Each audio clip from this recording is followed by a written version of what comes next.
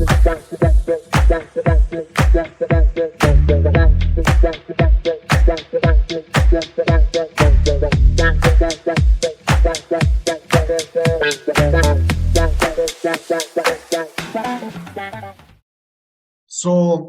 welcome everyone to this online webinar on regional development agencies and intellectual properties. In this 1.5 hour webinar, together with the colleagues from EUIPO, the European Union Intellectual Property Office, we're going to provide you an overview on all the supportive initiatives to regional companies in the framework of the intellectual property. In spring 2021, EURADA, the European Association of Development Agency, and EUIPO signed a memorandum of understanding with the aims of raise awareness about intellectual property, also in the field of the development agencies. As you know, this can be like one of the services that could be included in the portfolio of the services that the development agencies are providing to the local regional SME.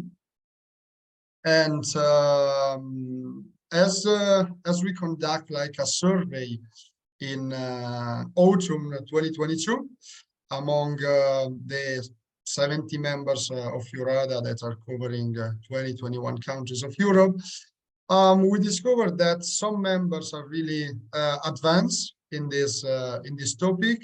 Others are at the intermediate level, and others are really beginners. What do I mean by like advanced, intermediate, and beginners? We have two members, for example, the one that's from Catalonia, ASEO, and from Valencia, IVATE, that they already have an IP help desk included in the services that they provide to their SME at local level, while we have other members, especially from the Central Europe, that are planning to include this service in the upcoming months, probably within the end of this year. It was like foreseen in the discussion for the programming agenda of 2023. And other members that would like to get more in contact, more familiar with this topic, but they are like a small development agency with just a few employees, so they currently at the moment they cannot afford to include this service, but they would like to discover how to get acquisition on this topic and maybe include it through external supports. In this sense, given the success of the first online webinar that we organized last year in May 2022, also on this topic, this year we are organizing a second webinar jointly organized by EUIPO and EURADA, with the purpose of like providing to development agencies and some digital innovation apps more like information about what actually could be implemented from the IP perspective. And if I manage to change slide, here we have like today we're going to discuss about the three main topics. First of all, there will be Philip Homan, who will talk about the intellectual property in the business strategy. It will be followed by the presentation from Elizabeth Karajampi, who will provide us like an overview on the SME Fund Program 2023. I think this program is like the most known, I would say, since it's like a few years that it's an ongoing initiative. And at the end, there will be Alessandro Corrado, who is going to present a recently launched grant, which would like to raise awareness on IP, and so he will give us like more details about it.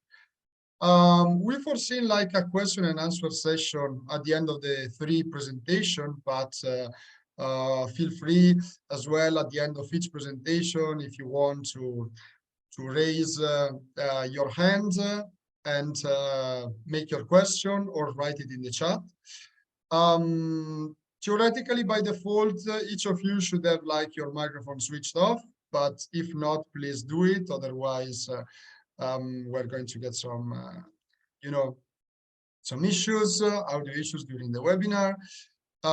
As I said, your question, feel free to type it in the chat or ask it by raising your hands. And please, since we allocated just a 15-20 minutes slot for question and answer, when you are making your question, please go straight to the points and be like as much clear as possible. Last, the dialogue is recorded and it will be like uploaded on our YouTube channel in the upcoming days. So without no further delay, I would like to give the screen to Philip. Yeah, excellent. So I'm sharing my screen, and I think you should see now the ideas powered for business slide, intellectual property in the business strategy. Yes, we do. Perfect. So exactly. So many thanks for the introduction and for starting this initiative, also for organizing. So we are discussing, as you said, a bit initial topics of IP protection for companies, for SMEs, for other operators that might need your help as a regional development agency. So you as an agent in your agency will be confronted at many different stages, maybe with the IP of the companies in your region, and therefore it is important for us and also for you to have a certain awareness level, a knowledge of IP, basic IP knowledge, and also that you create a bit your network of IP experts, because as you said, we have many of you have few employees, but you still you have other constraints, a lot of other works. But we want to show a bit that IP, the intellectual property rights of the companies, of the SMEs in your region are very valuable assets, and that they can be protected very easily with registered intellectual property rights, inter alia here at the EUIPO, the European Union Intellectual Property Office, which is the agency at EU level to register trademarks on an EU-wide level and also community designs. And this is what I will touch on now during the next 15-20 minutes. I will start the timer as well, so we do not run out of time. Yeah, the first slide is a bit about the value of intellectual property for SMEs, to get an understanding where are the potential competitive advantages in IP. And this, so to say, once we have understood the value really of the IP rights, then the registration or the protection of them by registered rights is a necessary follow-up. Yeah, we have conducted here various researches at the EUIPO Observatory, and it revealed that a large majority of SMEs do not even know that the profits of their intellectual assets and where to find support when they need advice on IP and how to include this in their business strategy. And this is a bit also where we want to where we want you to step in and say, okay, we have at least a understanding, we know the importance of IP, and that you promote this a bit amongst your companies and your collaboration partners,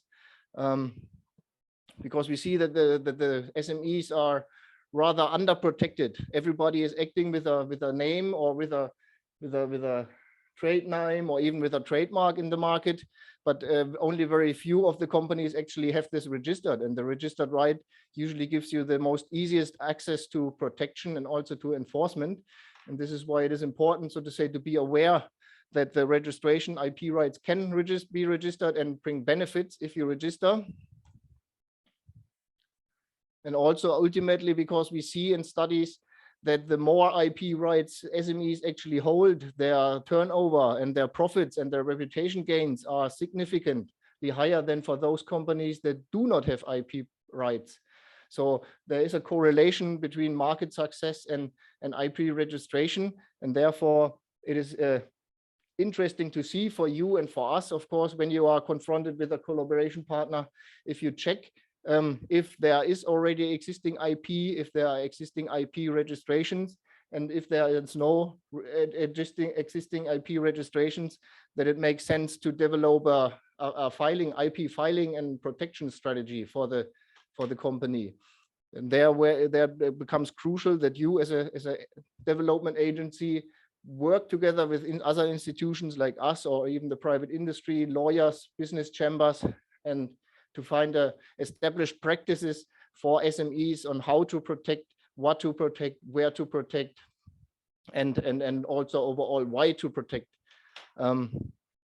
Because in the end, if you have a valid IP right, like a patent, like a trademark or a design, it is a valuable business asset that you can license out. You can make it, you can use it as a collateral in financing rounds, and it's a particularly high value asset in the initial stage of companies, because there's of course only the knowledge, so to say, of the founders, of the members of the company, and their intellectual results, or the results of their innovation. And this is all IP, and different ways of protection are available for each of these IP rights.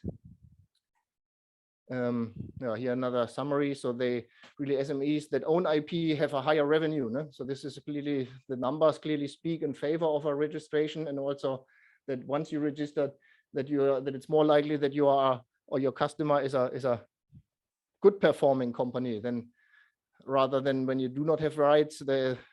You can still be very profitable, but it's then it's even more sensible and necessary that you also protect the IP rights that you own by way of registration. Here in the next slide, I wanted to very quickly bring you some strategic drivers and success factors when you plan your business together with the companies in your region, and what are the success factors and in IP. And you, of course, I already mentioned the IP strategy. So overall, you need to be aware that there's IP is important for you. Then you have to think about generating IP, where to file, how to administrate the file, what kind of fees are applicable, which documentation might my companies know. Then when the trademark right or the IP right is filed, how can I enforce it? What does it help me? What is the scope of protection? And then at the next stage, so to say, you look into licensing opportunities, or also incoming payments, that this is monitored always in relation to your IP right as registered. So you really see the market success of your IP rights and of your product on the market. And here it is, so to say, important to note that it's never too early and also never too late to protect and seek protection for your trademark rights. Because as soon as you come up with a new business idea and a potential name you want to use for that, then it's already the right moment to consider to file, to generate IP rights, to generate registrations and applications, because the timeline is usually not from one day to the other of a registered right, but it takes at least a couple of months. And therefore, this is something that can be very easily implemented, so to say, in the innovation pipeline. So even if you are at an early stage with an innovator, with a team and a dream, without real business, you can already think about an IP strategy. And this is more important even when you are in the market and you have a fully articulated business with infrastructure, staffing, and market activity. And therefore, for somebody like us or you in an agency, it is important, so to say, to detect a bit, to get an understanding at what stage can a company need which IP right, because they are available at different points in time. And I think in the next slides, I will give you a short overview on that.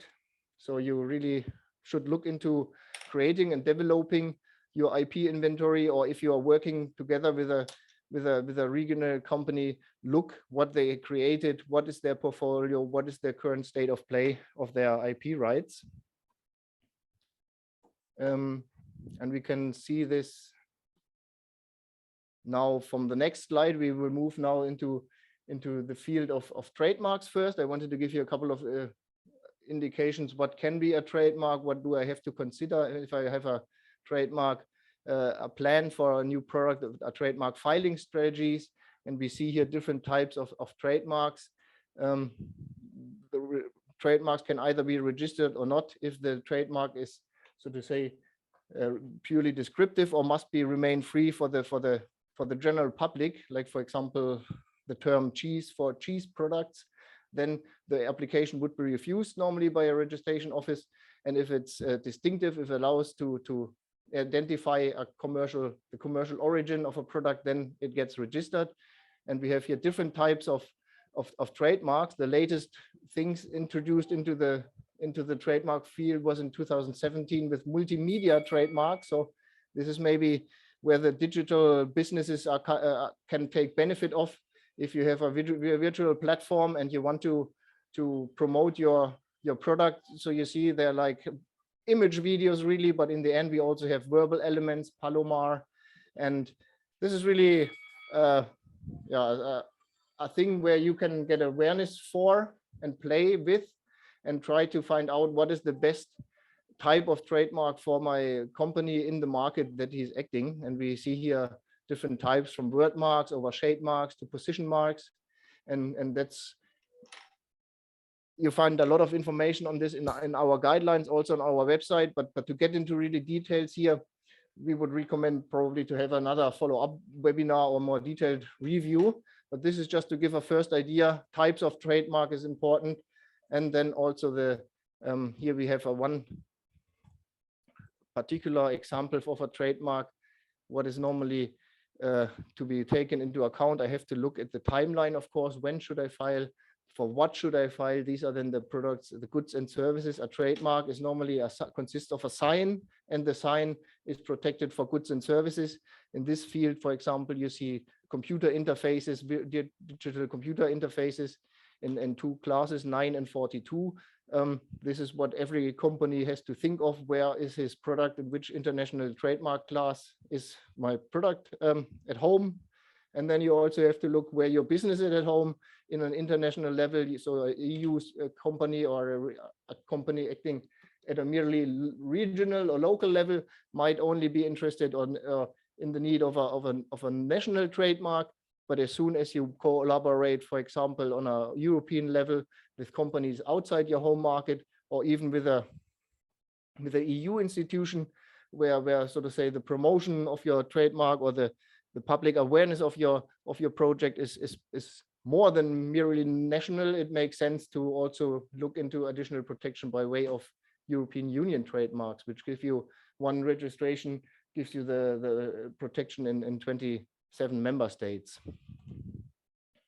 And then exactly there where it becomes a bit more complicated, because it sounds very nice and easy to file registrations and file for trademarks, but there can be also obstacles if you choose the wrong type of trademark. If you do not take into account the correct goods and services, it might be that your trademark filing does not cover the needs of the company. And this is then, of course, a problem in case you need to enforce your trademark rights against a third party, if your goods and services that you actually produce or offer are not covered by your trademark registration. But even in those cases, you would then have to rely on unregistered rights, which is not impossible, but much more costly. So a well-drafted filing strategy and registration and a checkup of the registration and protection level is important. This was in the area of trademarks. Now we talk about designs. Designs are protect the appearance of your product. So if a company comes up with a prototype, has shaped something, this very prototype, even if it's not fully workable and cannot be used, still the shape and its appearance, its lines, contours, colors, and shapes is all possible to protect with designs. Also web interfaces, and we need to make one clear distinction here between unregistered designs and registered designs. And unregistered designs is created, so to say, with the mere launch of a product once it is made available to the public. So if I disclose my prototype or my new product on a trade fair where third parties are confronted with this is the disclosure date, and as of that date, you have a 3 years term of protection under unregistered as an unregistered community designs. And if you think that your product is more long-lasting, for example, in the field of mobility or so, where a bicycle or whatever would last 10 years or even longer, then you could or should ideally seek protection by way of a registered design. The design registration process is rather easy, and you can even keep certain designs for 30 months undercover, so it will not be made public. So even if you have a prototype and think this will be launched in 2 years, you can file a design already today with a request for deferment, and then it will be only made public in 2 years, but you save the important filing date. So the protection in case of a conflict would date back until today, even if it is disclosed further in the future. And yeah, design is everywhere, anything touched. So if you look around on your desktop in your apartment, everything that you actually see, feel, or can touch is protectable with a design. And so this is really a very at hand of any business operator to whoever offers something in the market, even if it's only a design of a website, or all this can be protected by way of design and gives you a title, and also reflects your innovation level. Yeah, so think of designs when you see that there's a product in the innovation pipeline. Consider if it makes sense to protect it or not, or if you want to rely on unregistered design rights, which may also be sufficient standalone if you think in a short-term market, like maybe consumer fashion, that is for 2 years or 3 years, then you don't need really to file for designs for everything you find. But what is nice with designs, you can really give a good image of your product. You can take up to 10 different views of what you want to file, and also use graphic user interfaces by me as a means of protection. So here in this example, we see like a space mobility device, like a new vehicle, and I doubt that this is already flying, but you see the innovator, the designer, they already thought about the shape of it. So, and then they got protection now against copies of their design. Yeah, designs are a bit like trademarks. So if the design is new and has individual character, it gets registered and can stay registered. If there's a previously disclosed design, even your own design, if you disclose your design on a trade fair today and don't file it as a registered design, and then you seek after 2 years, you want to register it, your own publication, your own trade fair show, so to say, would destroy the protectability of your product. So it's really important to look at the early stage. Once a product is in the pipeline, should I file it as a design or not? I want to quickly show you here at the end, and this is the last bit of my presentation, a case sample of a company from Munich. I think it was founded at the Technical University Munich in the 2008, and they invented a technology to convert unused waste into heat, and to allow, so to say, to zero carbon electricity. So they plug their devices in a power plant. So we can see this here at the house. So the hot air which is produced in the biogas station here, I think is then the remaining heat is then transformed by the Orkan power pack e-pack into additional string of energy, and this can even be applied to bigger industrial sites.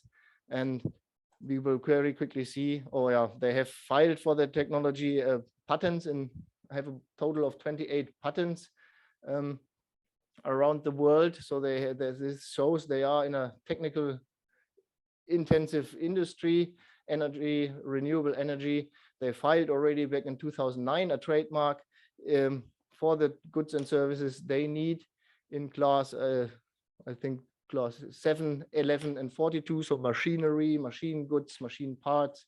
They also extended their scope of protection territorially to the United Kingdom, because the United Kingdom, like Norway and other countries, Switzerland, are not EU territory. In the case of UK, we already remember this from Brexit, but in other cases, sometimes it's forgotten that the EU is 27 member states, and some European countries are not part of it.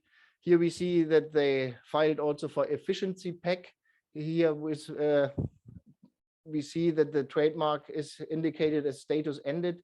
This probably dates back to the fact that efficiency expert is a bit is not considered to be distinctive and descriptive for what they offer. So they offer a pack, a technological pack that can be attached, and it brings efficiency, energy efficiency, and therefore the European Union, EUIPO, and other trademark offices objected it to as descriptive and refused registration. But other trademarks were filed. Here we see a bit more detailed overlook of the classes. They filed for some machine tools, power operated tools, but also in class 42, we then see technological services, research and design, industrial analysis. And this is a bit what everybody who is involved in the development or in corporations with companies, what should be looked at, what are the relevant product classes, and are these product classes, so to say, protected? Are the products that are actually offered secured by way of registered rights in the relevant classes? We see also that they spanned out then first initially, they've of course filed in Germany, but they spread out to all blue areas here. So they're almost worldwide now with an export their devices to third-party countries. And the last checkup I wanted to see if we have looked into designs. Here we see the shape, the appearance of the product on the market, here of another one, and here the ultimate innovation, so to say. But when we look at the design, registered design portfolio, we only see one design actually of the technical power engine itself. And then moving back, it would have been possible here for the company to register all these appearances as well as a design. So here we could probably advise to the company, oh, when you get out with the exact get up of your company, register it as a design as well to have a better overview. So yeah, what are the two key points when you look into your collaboration partners or companies? Check the trademark portfolio, the design portfolio, and try to motivate or encourage the party to develop an IP strategy based on the market needs. So we see from the first slides, we saw that the more IP rights you own, then the stronger, so to say, your portfolio gets. So if you create a bundle of patent, design, and trademark for each product family you have, then you are really safe. And do the optimal work, so to say, to protect the IP existing in your company.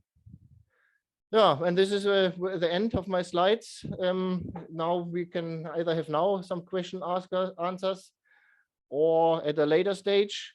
I hope this was more or less a speed fly through of the trademark and design world and the potential opportunities that you or your collaboration partners may find at a local regional level.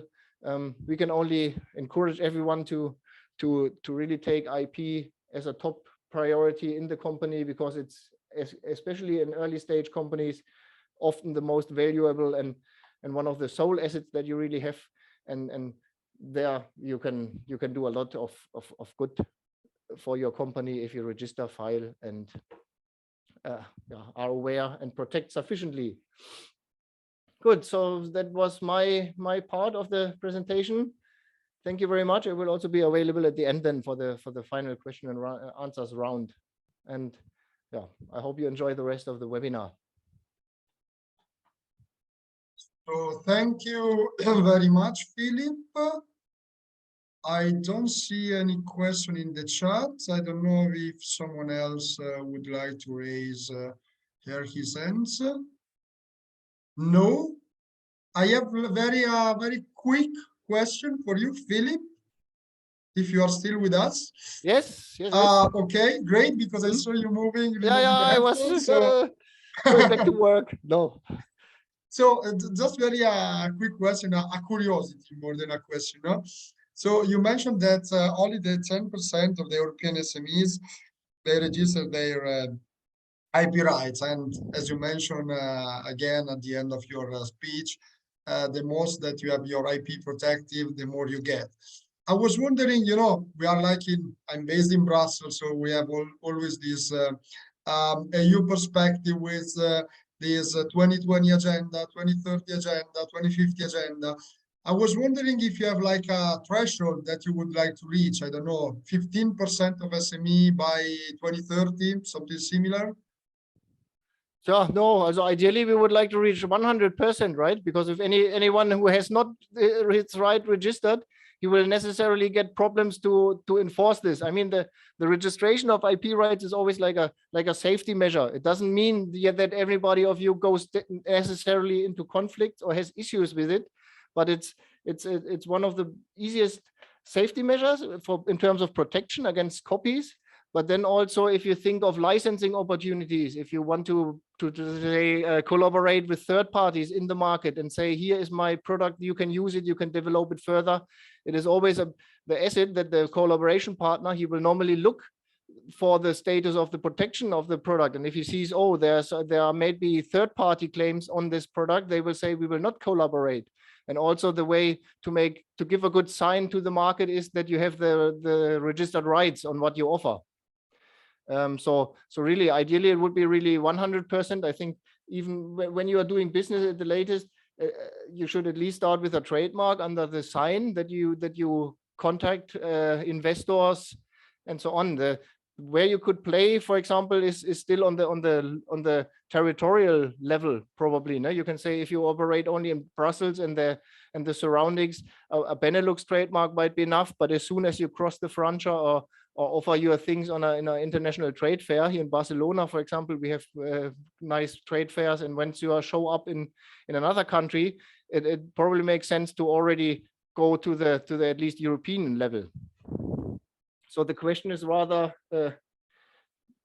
into which kind of network of IP rights, what percentage do I want to get there? No? But ideally, every company should have registered rights, really.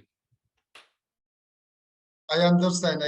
Actually, after like the EUIPO events in Alicante in November 2022, also internally at EURADA, we discussed about if the EURADA trademarks is like safe or not, and it's still an ongoing discussion.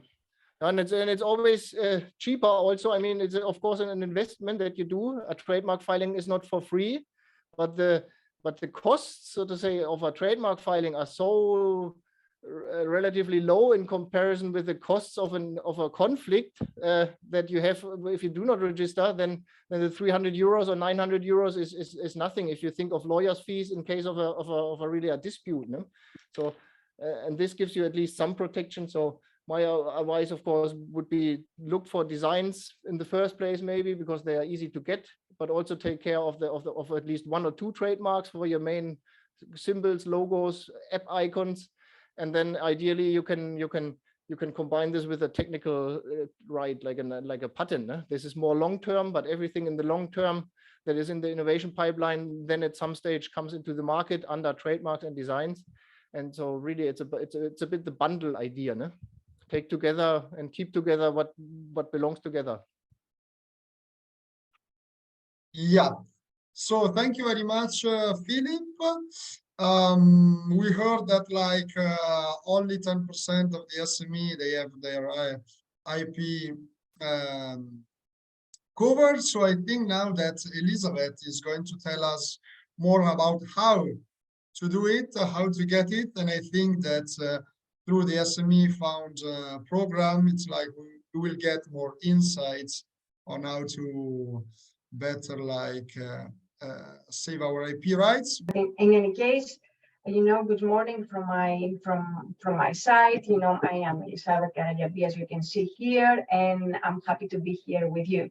So this is the third consecutive year that the European Commission and EUIPO, with the support of all the national member state countries, we are launching the SME Fund, which addresses the need to make the intellectual property, as Philippe said, to be more accessible to small, medium enterprises and to support the competitiveness through the better use and the protection of the IP. So Philippe mentioned many IP rights. So when we are talking about the intellectual property, we refer to creations of the human intellect, such as artistic works, design, symbols, name, images that we use in the commerce. So when we speak about intellectual property, we refer inter alia to the trademarks, designs, patents, utility models, plant varieties, geographical indications, copyrights, trade secrets, company names, and of course, domain names. There are strong links between the growth and the competitiveness of the SME Fund and the use of their IP. This is also mentioned by Philippe because it's important. All of them, they are valuable assets for any company, and it's critical to know how to protect them. However, the SMEs, they lack the time, the resources, or the knowledge to address these IP issues. Where we enter in this initiative? The SME Fund offers financial support where the SMEs to the European SMEs to protect their intellectual property, to guide them in order to develop their IP strategy. Among our applicants, more than 3/4 of the SMEs are completely new to the IP. So here you can see that this year, the overall budget allocated for all vouchers, we have 4 vouchers, are 27.1 million. An application has already opened, and they will be open until the 8th of December or until the funds are exhausted. So we have also made a series of improvements to this already successful initiative that is better suited to your needs, to the needs of the SMEs, and we look forward to presenting this today with you. So not only we have created a simpler and a faster and flexible application process, but we have also improved the financial support by increasing the number of the fees these years and also the number of the IP services. We started with 2 phases this year. In the first phase, the financial support is provided for trademarks and designs at protection at national, European, international level, as well as IP scan. IP scan is a service to provide an advice for the IP strategy. And as from the 26th of April, next week, financial support will be offered for patents and community plant varieties. So in the next slide here, I have covered who can request a grant. Okay, how we know that a company is a valid SME to apply.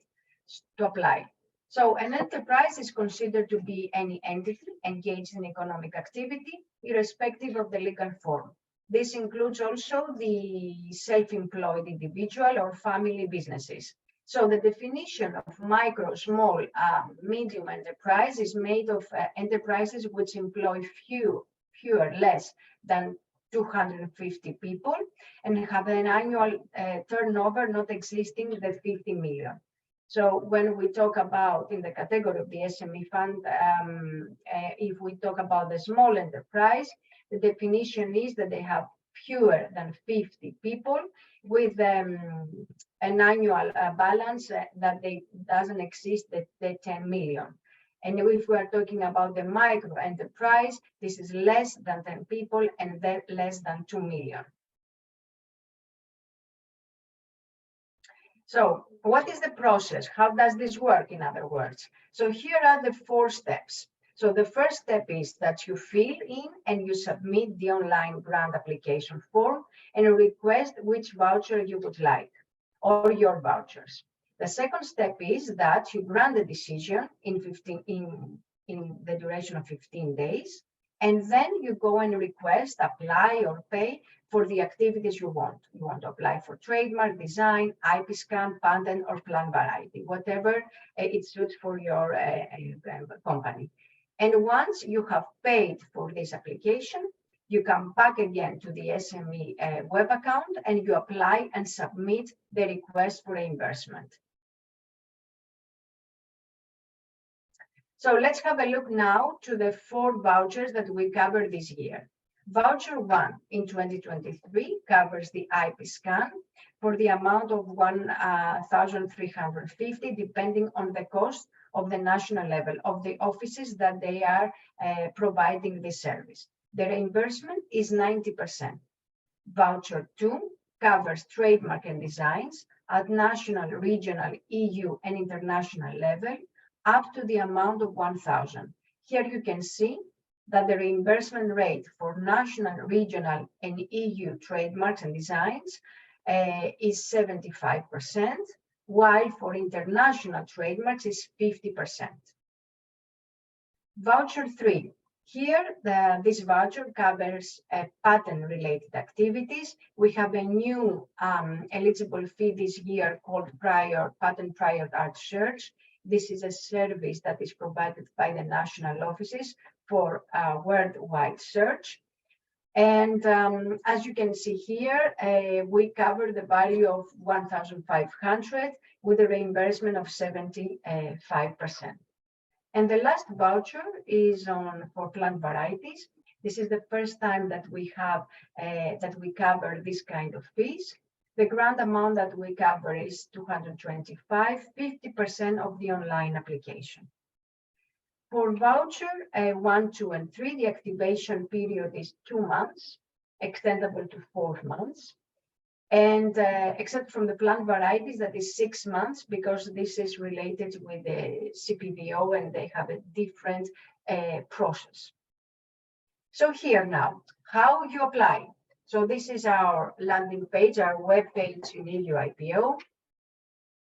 There are 2 steps that you have to do. Step 1 is the creation of a user account, like in any other web pages, and then your SME profile. This step applies for the first-time applicants only, the ones that they haven't applied for 2022 or 2023 up to now. For applicants that have already applied, that they are beneficiaries in 2022 or currently in 2023, there is a fast track option where there is no need to submit again all your information or even your documents. So once the user account is created, the applicants now have the access to the SME Fund user account. They create the SME profile, they fill in with all the necessary data and upload all the mandatory information. And the second step is that you submit your application. You ask for your vouchers. Let's go a little bit slower and step by step. So here is what you see when you log in your EUIPO account or register. You see my user profile. So once you have the account, you must fill with the important information, such as the contact person, the language communication, the language of communication, and also the current and correct email that you check. This is important because in this email address, we will contact and we will send all the current status. So when you finish with that, of course, you click save, and then you create my SME. So you fill in here with all mandatory fields for your business information, company name, the address, the type of the SME, bank information, and everything. And then you see here the company details, the VIT or the TIN that has to be uploaded. They are mandatory supporting documents in order to receive your money, your reimbursement, and that is the VIT or the TIN document, the bank certificate, and the declaration of honor if someone else is doing the application for you. So here you can see that you have to upload your documents. Without them, we cannot proceed to the examination of your application. And if external representatives are submitting the application, then they have to upload the declaration of honor. Here I have some examples for the VAT team. You must have your company VAT certificate issued by the appropriate national authority. While you apply, we have examples from all national, for all member states, so you can find which one is the correct from you. And here I have an example for the bank certificate. This is issued by your bank, which serves to certify the SME or the person who is given the account to. And here is the example of the declaration of honor, the third document that is important that you have to upload if another authorized member of the SME or a law firm is doing the application for you, and has to be signed by both sides. So now that this part is ready, you are ready to apply. So you can hear here to the right that you can choose the voucher you would like. Trademark, IP scan, the patents, community plan variety, one of them, all of them, based on what you want. And here is what you are seeing at the end, your application. You can see your whole application, and then you receive this message that your application has been submitted. What's next? Within 15 working days of submitting your application, you are going to receive either an email with your grant award or a clarification email requesting more details because something is missing from your application, or a rejection stating why you are not eligible to receive the money, the grant. So here you can see in this slide that that first you have to apply for your grant award. Then for voucher 1, if you want the IP scan service, you have to go, the SMEs have to go and request this service from the national member state offices. And here we have the list of the current offices that they provide this service. If you want to have voucher 2, so then, and you receive the voucher 2, then you go through the member states or EUIPO or EUIPO to apply for the trademark and designs. In case of voucher 3, patents, the SME can apply through the national office or EPO, the European Patent Office. And for voucher 4, the SME goes to the Plant Community Variety Organization, CPVO, and apply online. Now, when you have paid for your first activity, that means that you apply for your trademark, design, patent, or request for IP scan, then you can submit your request for your first reimbursement. This first reimbursement activates your voucher, and this activation period lasts 2 months, but can be extended another 2 months if in order to finish all your applications. The implementation period begins as soon as you activate your voucher. That means that you have 6 months for voucher 1, 2, and 4, and 12 for voucher 3, the patents. During this period, this implementation period, you have the opportunity to request more further reimbursement of fees for your IP activities. That means that there is no need to gather all your reimbursement and apply for all your reimbursement, but every time you do one, you pay something, you ask for your reimbursement. Your reimbursement will be paid within 30 days. You will receive the money in the bank account that you have put in your application. Now, how the payment is done. The beneficiaries, the SMEs, that they took the grant, they applied for trademarks, they paid for the trademark designs or the other IP rights, they enter again the SME Fund webpage, and they go to the user area and they found the reimbursement form.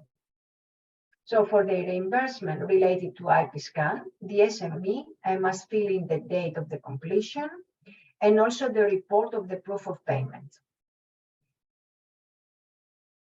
If it's related to international trademarks and designs or EU and national trademark designs, here you can see what else you need to fill with the application of to receive your money. Actually, it's the basic information: application date, application number, designated non-EU countries or country, the fees related to the registration, and also you have to submit the receipt of payment from EUIPO.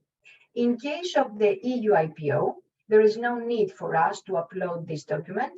Okay, only filling the application number and the filing date. The payment is not, because we can see that from our system. But if it is related to national trademarks, again, you have to fill in the application number, the filing date, and then the payment receipts. So here, the request will be considered valid when all fees have been paid. Sometimes you apply for the money, but you haven't even paid. So in this case, we cannot complete this payment. Payments are subject to the approval of the payment request and the documents. The office calculates the amount due to the following criteria: that it applies the reimbursement rate to all eligible costs, and also deducts the amount from the amount that still is available in your vouchers.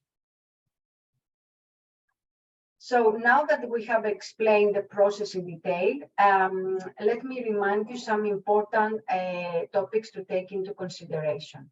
Keep in mind that SME Fund 2022 initiative is still ongoing, although the application has been closed, but they are still vouchers that they are alive, okay? So you can use them. That means that SME Fund 2022 and SME Fund 2023 initiative will be running in parallel for a period of time. Each SME can request one voucher per type of the IP activities within the rules and the limits of the funding. In addition, if you have received a grant amount the previous year, you can apply also this year. And you have the possibility to receive reimbursement for new IP activities, for new trademark or designs or patents. And if you have still vouchers awarded in 2022 that they are not yet expired, you can also apply for 2023 new vouchers for new IP rights. Some tips before submitting. Based on our experience this year, it is important that you check the documents that match, the documents you upload that match with what you have put in the online form. Check the documents that they are readable, and also check your contact email that is the correct one. And of course, we are here to help. We have the information center and also directly to us for any questions. Before I close my presentation, I would like to inform you that we have also the IP support initiative that connects the SMEs with the IP expert. What is that? Is that the IP support initiative is providing advice and help with the procedure of preparing documentation with no cost, with the best support from our collaborators. There are 4 simple steps, as you can see here in the slide. So you go to our webpage that is called Free IP Support. You apply online, then you receive an email with a list of providers in your area or your preferred language, and you receive the list with all the contact details. You choose one of the provider and you contact them. We ask from you if it's possible to tell us which one of your providers that you have contacted, and if you know your service has been finished, because in this way we can contact you and send you a satisfaction survey to see if you are happy with this initiative. This is all from my side. Thank you all, and I'm here for any questions. Thank you. Thank you, Elizabeth, for your presentation. I don't see any question in the chat. I don't know if someone has a question for Elizabeth, feel free to raise your hands. No. So I have another curiosity. Since the SME fund program is based on the first come, first served basis, I would like to know how much is the total budget for the 4 vouchers? Since the initiative was launched 3 months ago, how much budget is left?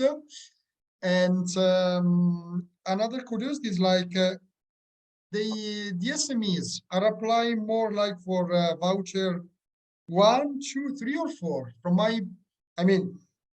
my understanding, I would say voucher 2, no, on trademarks and design. But I don't know if you have some data already collected in the first 3 months of this initiative.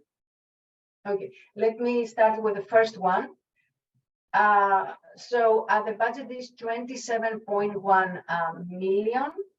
And the numbers are changing every day because many people, they apply, some of them they use, some of them they expire. So I will tell you what is the calculation. The prediction is that we will have money until October.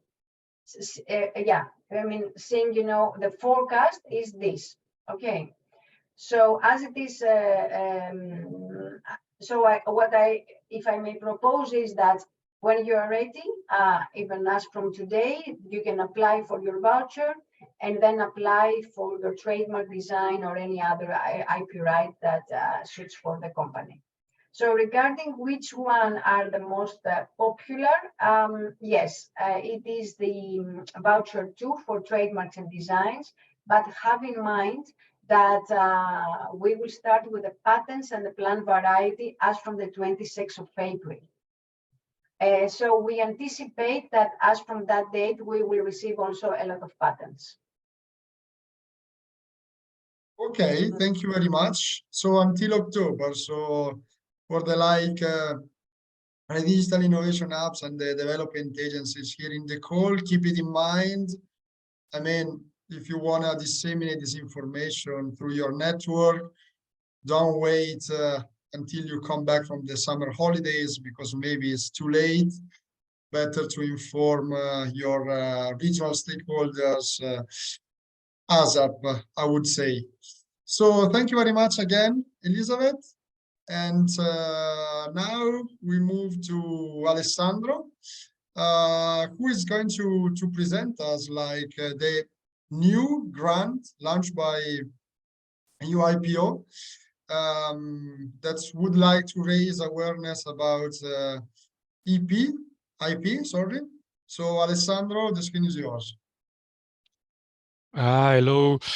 Thank you, Giacomo. Very nice. It's a pleasure to be here with all of you. Yes, the idea today is to present a little bit a new initiative promoted by the office in relation to a new grant scheme. As you probably know, at least some of you, I assume you know, every 2 years the EUIPO is used to promote a grant scheme addressed to different target audiences in order to generate awareness on the importance of IP rights. And when I refer to different IP target audience, in particular, there are different line of action. Some of them are related to some specific target audience, such as, for example, students or teenagers as new consumers. And for this year, there is a new line of activity addressed to SMEs. I would like to let me see if I'm able to share my screen. I think now it should be there. Yes, Okay. same as, no, now it's full screen, great. Okay, perfect then.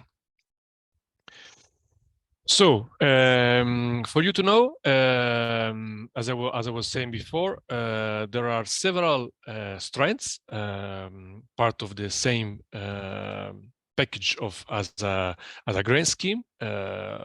I'm particularly happy because the grant was launched just 2 days ago, so this is a very good occasion for us to promote it. And let me thank again Giacomo, because we discussed internally quite a while ago what was the best day to organize this workshop together, and actually when we managed quite well because this is something really very new. As you could see from the slide, what is the objective of the strength C? Because the focus of the presentation today is specific on strength C, so the line of activity addressed for EU SMEs. So basically, through this grant, we want to finance a new project proposal, which encourage a kind of reinforcing the behavioral change, promoting the use of IP rights, with let's say a kind of different approach. So basically not only the legalistic approach, as Philip was saying during his intervention, which is of course very important, so to protect IP rights, but also to promote communication campaign aimed to promote IP rights as a driver for innovation and growth. Here you can see the link for having a look of the notice of competition. And now I will go a little bit more in detail about the specific objective of this grant. Basically, we want to finance typical communication campaign that could be as a digital campaign or traditional campaign. So workshop, conferences, participation at trade fairs.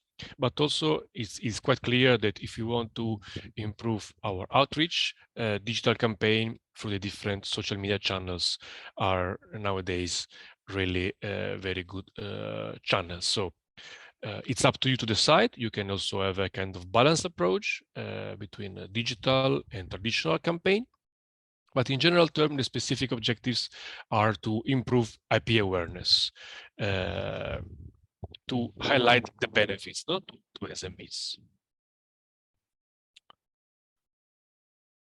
Now, let's talk about a little bit the total budget available. We are talking about a grant scheme, the overall package, about €2 million for this year. And here you can see the composition of the different strengths. So for the strength C, we're talking about €1 million. And we expect to receive proposal with an average budget between 60,000 and 100,000 euro.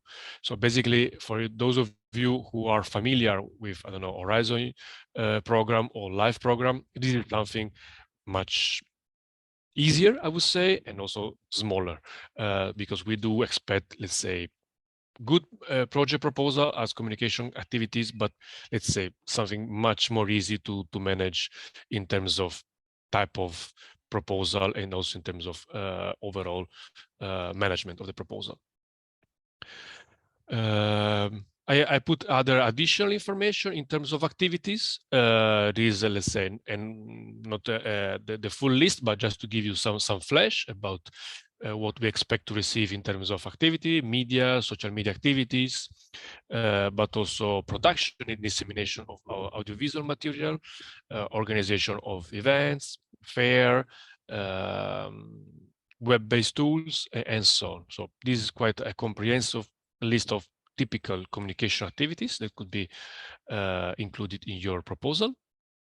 As you can easily imagine, this is a typical EU grant, so we do expect pan-European consortia. So to give you some example, it could be EURADA participating at this call, for example, including a couple of members. Usually you should be able to cover at least 3 member states, but also there is also as option B that you as a EURADA member can participate on your own, involving other counterparts from other member states. And in this regard, if you allow me, also take advantage of this new network promoted by the EUIPO under the brand Ideas Power for Business. So you can also take advantage of this new network in order to find good partners. Time frame. Deadline is next 31st of May. So basically you have around 7 weeks for submitting your proposal. We are working now in collaboration with the observatory department because this is a joint initiative internally to define a dedicated info day on the 10th. The format of the info day is not just to promote the call, as we are more or less doing now, but is already to collect your question and your doubts. So there will be an interactive session in case you have any type of doubt that we will able to reply to all your question for those of you who want to participate and have some element that you want to clarify. Of course, there is an online application form to participate. It should be the proposal should be written in English, and here you have the eligibility criteria. This is all from my side. I want to encourage, of course, to have a look on the notice competition. There is an additional element that I would like to share with you. I think it's important to mention that compared to many other EU grants schemes, in EUIPO we are passionate of KPIs, let's say, and outcomes. So we try to find a kind of good balance. So when you will see all the documents that you are supposed to fulfill in order to apply, you will see that we do not expect so many paperwork. So in terms of administrative aspect, this is a kind of light procedure. On the other hand, we are much more interested on the performance. So this is a kind of performance-based approach, as we used to call here internally in the EUIPO. And I do believe that it's important to have a kind of smart approach, for those who want to propose. So my personal recommendation is not to have huge KPIs and then not be able to manage it, but to have a kind of smart approach, in a sense to have something that is realistic. Because then the idea is for those project proposals that will be selected, we are going to finance according to the outcomes of the project proposal. Last piece of information, and I promise I will stop talk because I know that we are a little bit out of time. We do expect to receive the proposal by the end of May, and then in principle, starting from September, October, or even early next year, the communication campaign should be run for 1 year, around 1 year. I don't know if there are any question, but again, there will be a dedicated webinar, most probably on the 10th of May, still to be confirmed, but I'm quite confident that will be the day. And thanks a lot for participating at this workshop, and again to EURADA colleagues for inviting us. Thank you very much, Alessandro, for presenting this grant scheme. It's true, as you mentioned at the beginning, we were talking about it since like a couple of months, and I'm really happy, I think, to be among the first association that is aware of this initiative. Please, as soon as you have like the link of the info day, to share it with me, and then I will disseminate as well to all the EURADA network. I have like a question for you concerning like the reporting of those expenses, no?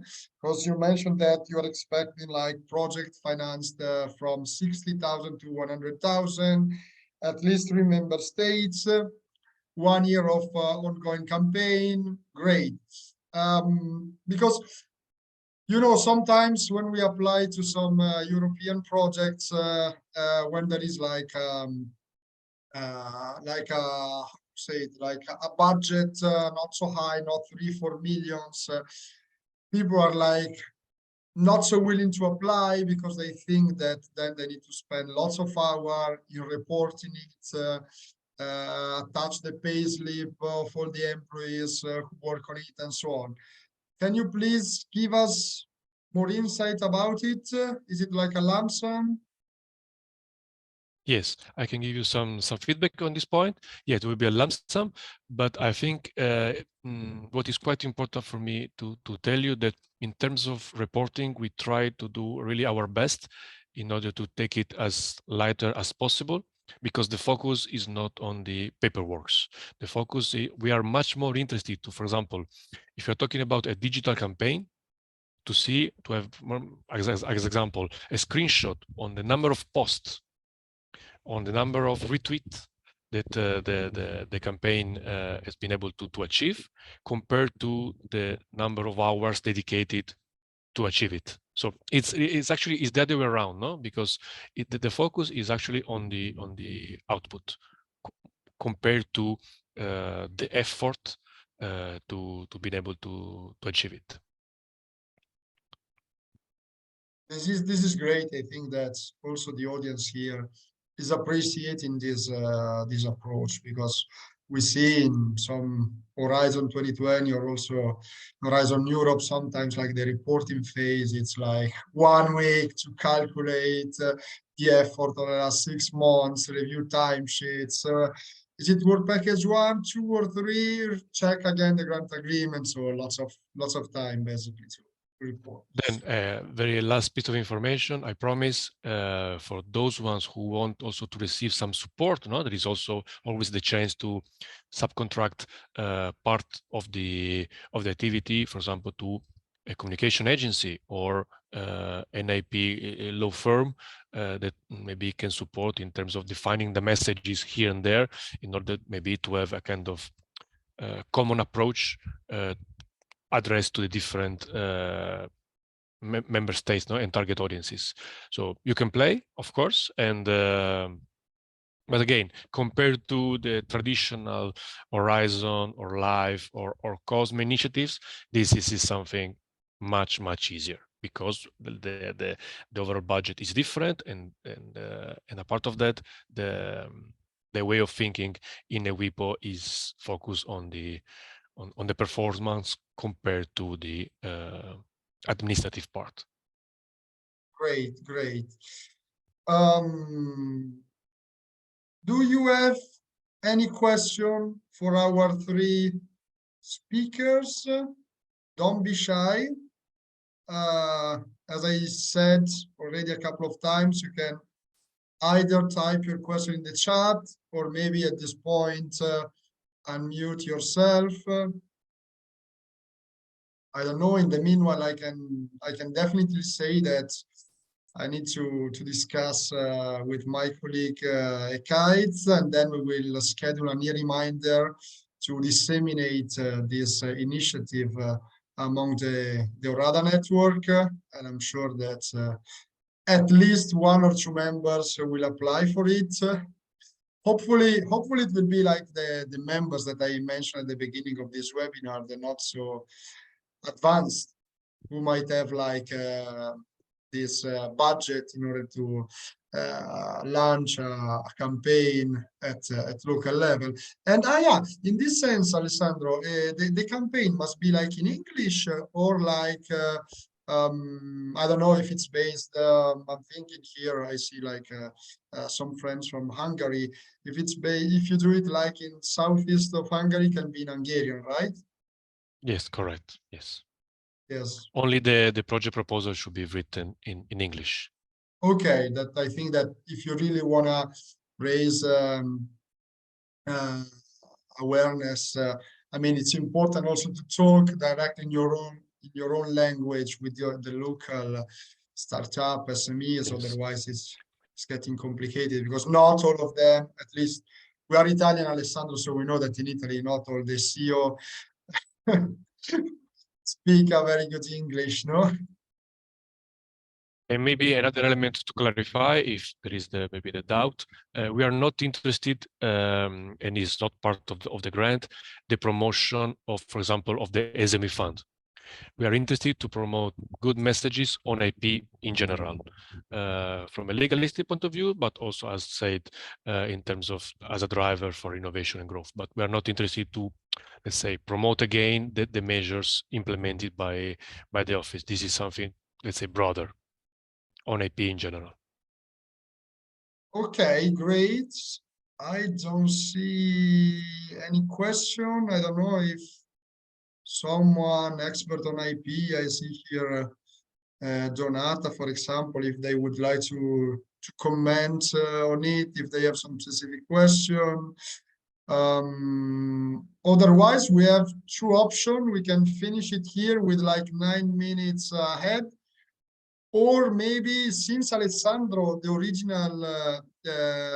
original talk was supposed to be like potential cooperation among like EUIPO and the EURADA members. I don't know if maybe 5 minutes, if you would like to tell us in case how we can cooperate. But I see that Donato turned on the camera. I don't know if it was because of me. If you would like to say something since you're working on IP since ages. No? Okay, great. So Alessandro, if you can, 5 minutes, 10 to present. Yeah, very quickly. Another opportunity, if we can say in this way, open for all EURADA members, is about what we presented last year, on the possibility to define joint training initiatives together and or events. When I refer to training, I refer in particular to train your staff on IP in general, such as IP basics, so the different type of IP rights, for example.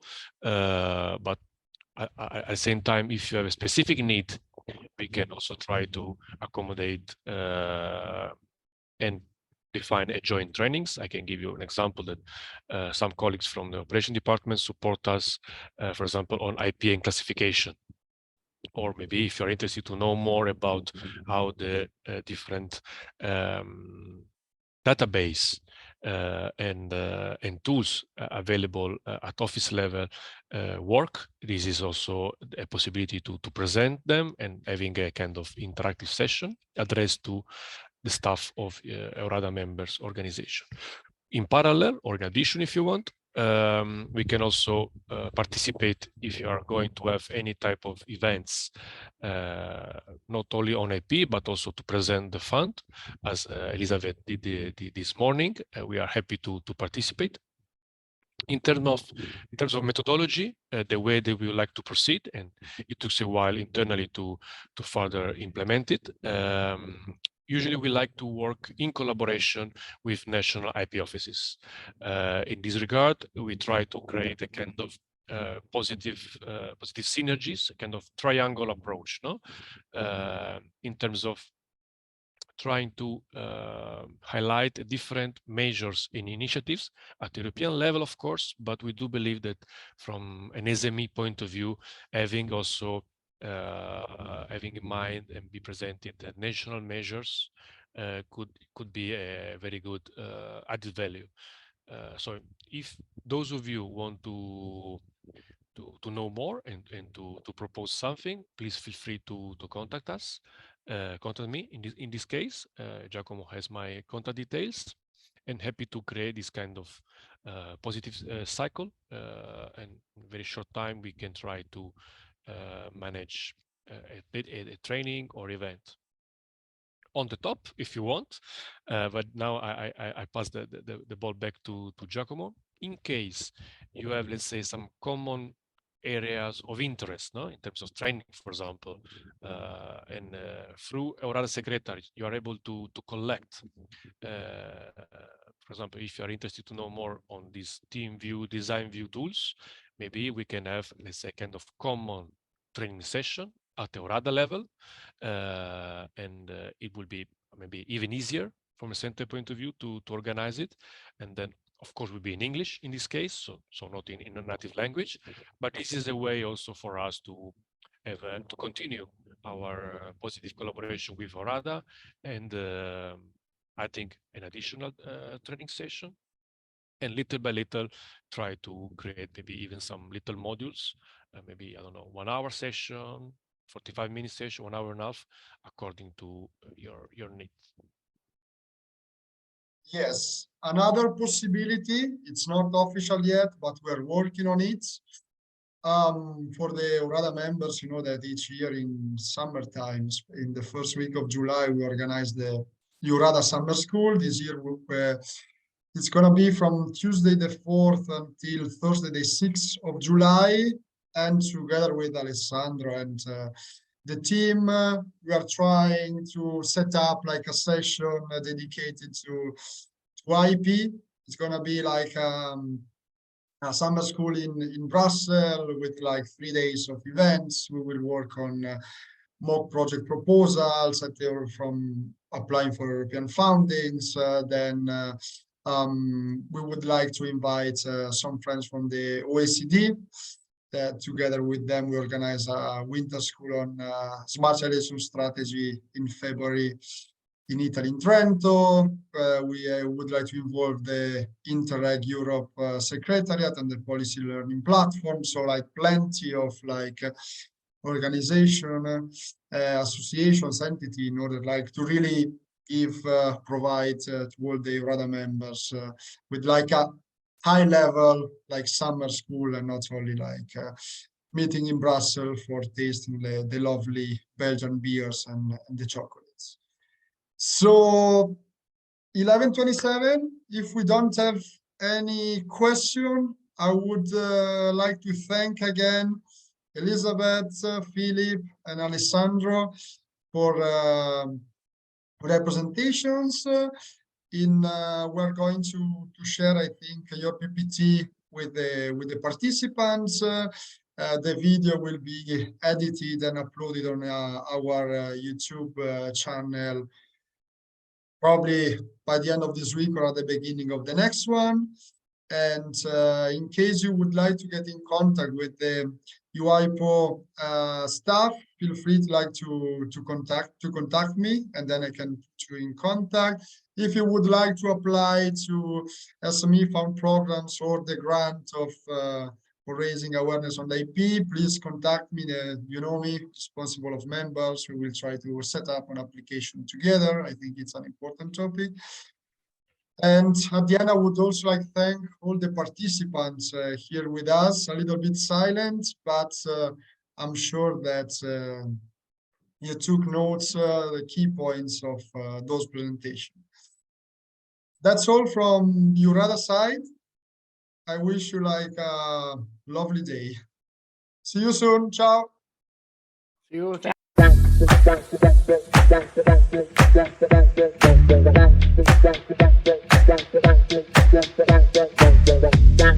you.